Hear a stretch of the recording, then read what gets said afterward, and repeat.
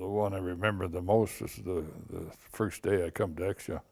We come down on the train and it was dark, and my mother told us where to go when we got off the train, which we lived behind the station. We got off the train and the wind was blowing about 100 miles an hour, and it was cold, really cold, and the dust was flying out of the smokestacks, and I thought, boy, I don't know whether I want to live here or not, but that was pretty memorable. Well, the lime plant was going. The lime plant and the cement plant were the two major plants here. But other than that, there wasn't, there wasn't the activity that there is today. There was the odd old gravel pit, but they weren't as big as they are now, where they're crushing thousands and thousands of yards. There used to be a pit there where they used to,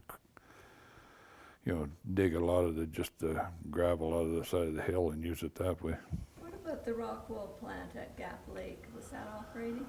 Yeah, that was operating then too, but it was kind of an off and on. It never did operate very long at any period of time. They operated it, and then they kind of went in there and revamped it, and were going to make a viable business out of it, but it never materialized. They started making bats. At one time, they used to just bag it. And to give you an idea of what it was like, they used to have a chute there, and you'd have your bag, and then you'd have a broom handle linked with a tin can on the end of it.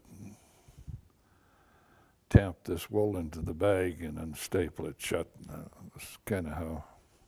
There used to be a restaurant right on the edge of the lake there, the Gap Lake restaurant. Yeah. Well, they had the restaurant as well as some cabins. They had 3 little cabins. There was a lot of people from Canmore used to come down there. Unfortunately, it was at a period of time that, a lot of people didn't have a whole bunch of money to travel around to go out and dine and eat, so it would be locals that used it more than